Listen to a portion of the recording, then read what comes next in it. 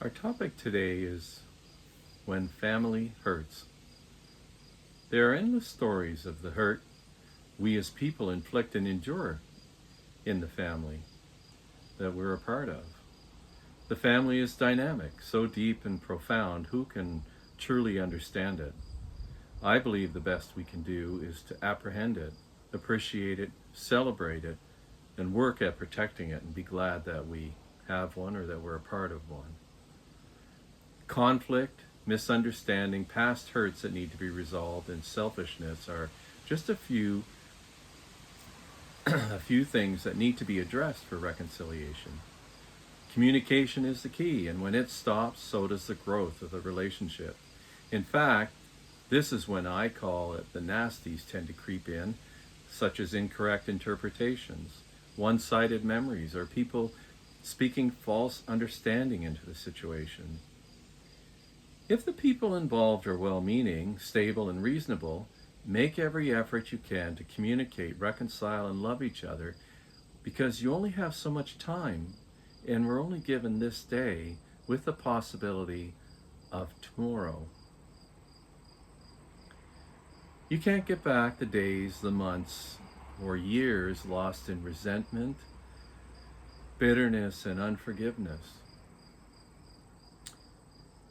And from a person who's made plenty of poor choices and decisions that could have been better, I want to share my broken, tender heart with you and tell you how sorry I am. I just can't afford any of this anymore. And for those of you who feel the same way, well, today is the day to choose differently. Be vulnerable. Lay down your pride, your arrogance, your unforgiveness, and the need to be right. And if you choose not to, just know this, the cost is huge.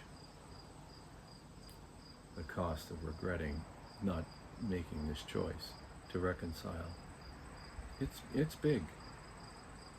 So I'm thankful for all of my family, and I'm so grateful to be a son, a father, a brother, a husband, an uncle, a friend.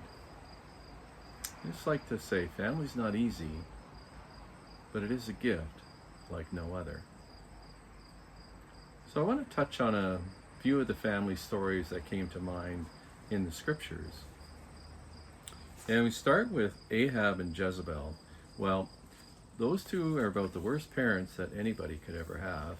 And I don't know if you're familiar with their story, but they committed some awful acts of deceit and murder and coercion, manipulation. They were just awful, and God, He punished them, and yeah, He brought them to account for their evil behavior.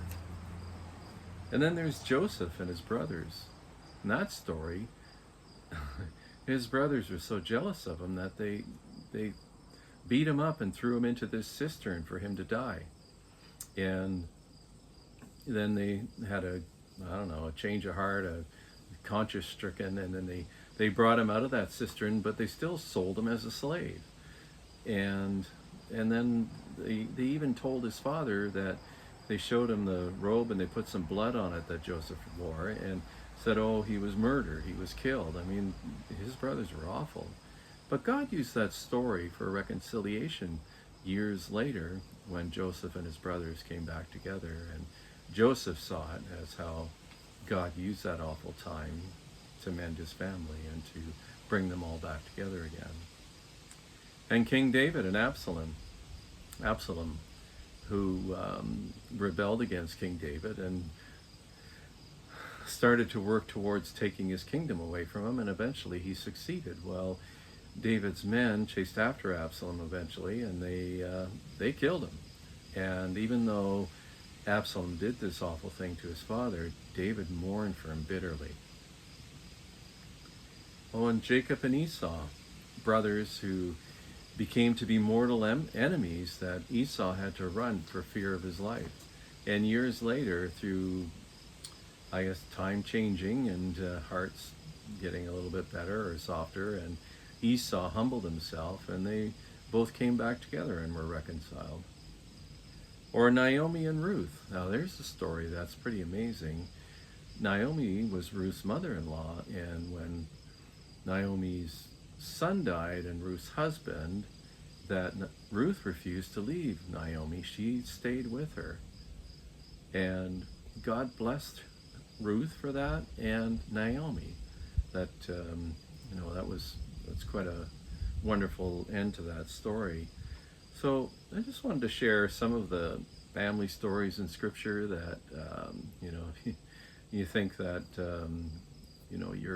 your family story is awful or worse than what's in the Scripture, just have a read through them, because there's numerous stories in there, and know that God put those in there for a reason. And ultimately, the best we can do is to turn our hearts towards God through Jesus Christ and invite Him into our situation and humble ourselves and pray for better. And hopefully that your situation is good already, and if it's not, that you're encouraged to take that step to lay down your stuff and to make the step of being vulnerable. Thanks for listening.